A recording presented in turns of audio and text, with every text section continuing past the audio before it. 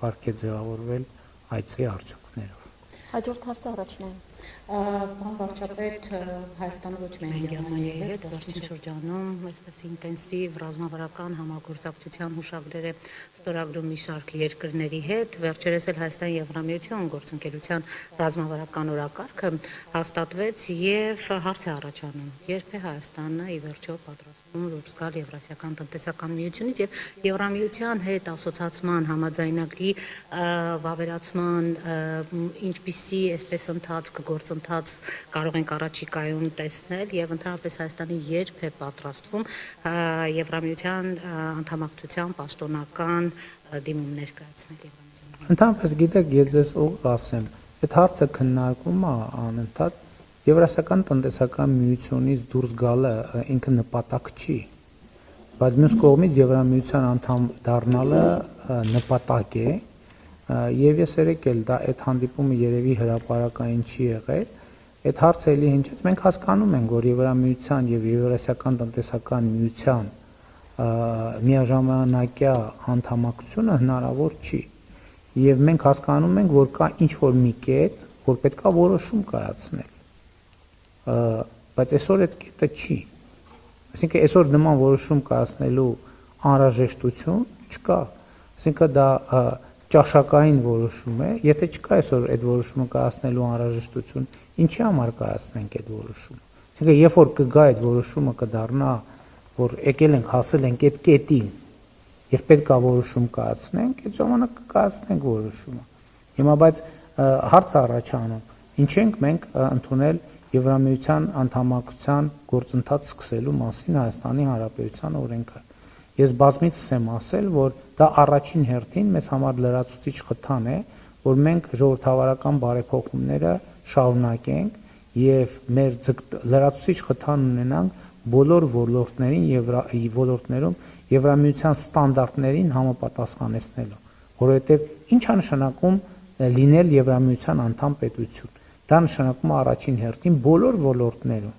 սկսած մարդու իրավունքներ, անկախ դատական համակարգ, տնտեսություն, քաղաքական ստանդարտներ, սննդի անվտանգության ստանդարտ եւ այլն համապատասխանել Եվրամիության չափանիշներին։ Այսինքն, քանի դեռ մենք օբյեկտիվորեն այդ չափանիշներին չենք համապատասխանում, մենք չենք կարող Եվրամիության անդամ դառնալ։ Հետևաբար, այդ ճանապարհին առաջին խնդիրը Եվրամիության ստանդարտներին համապատասխանող երկիր ունենալն է։ Հիմա երբ որ մենք կլինենք այդ կետում, մենք կդիմենք Եվրամիությանը անդամագրվելու հարցում։ Իհարկե այդտեղ միջանկյալ հանգրվաններ կան, բայց ես հիմա հարցին կարճ պատասխանելու համար ես ընդհանուր պատկերն եմ ներկայացնում։ Երբ որ մենք դիմենք Եվրամիության անդամ դառնալ, այդ կետին հասնելուց հետո, իսկ մենք դրանից առաջ իմաստ չունի, որ դա անենք, երկու տարբերակ կա, մեզ կամ կընդունեն Եվրամիության անդամ, կամ չեն ընդունի Եվրամիության անդամ։ Ընդ որում կարող է լինել, որ Եվրամիությունը որոշի, որ ինքը այլևս չի ուզում ընդլայնվել, կամ քաղաքական այլ իրավիճակ լինի եւ այլն։ Հիմա մեր պլանի էությունն այն է, որ մենք այդ կետին, երբ որ հասնենք, անկախ նրանից մեզ կընդունեն Եվրամիություն, թե չեն ընդունի, մենք շահած դուրս գանք։ Որտեւ եթե այդ պայմաններում մենք կդառնանք Եվրամիության անդամ, շատ լավ։ Եթե չենք դառնա, էլի շահած կլինենք, որովհետև կունենանք Եվրամիության ստանդարտներին լիարժեք համապատասխանող պետություն։ Հիմա վերադառնալով ձեր հարցին, էլի եմ ասում, ես այստեղից իմիջայլոց մեկնում եմ Մոսկվա, որտեղ պետք է մասնակցեմ Եվրասիական տնտեսական միության միջկառավարական խորհրդի նիստին։ Հիմա մենք խորացնում ենք հարաբերությունները Եվրամիության հետ, եւ ես այստեղից մեկնում եմ Մոսկվա։ Հիմա կա անհամատեղելիություն, թե չկա։ Եթե ակնհայտորեն չկա, որովհետեւ երկուսն էլ իրականության մեջ տեղի է ունենում։ Երբ որ կգա այն կետը, որ մենք հասկանանք կա անհամատեղելիություն, այդ ժամանակ ինչ որոշում կմտածենք, ինչ որոշում կայացնենք եւ այն որոշումը, որը կբխի Հայաստանի Հանրապետության պետական շահերից կկայացնենք։ Դիսկոմֆորտ չի շատ մեծ։ Վաշինգտոն,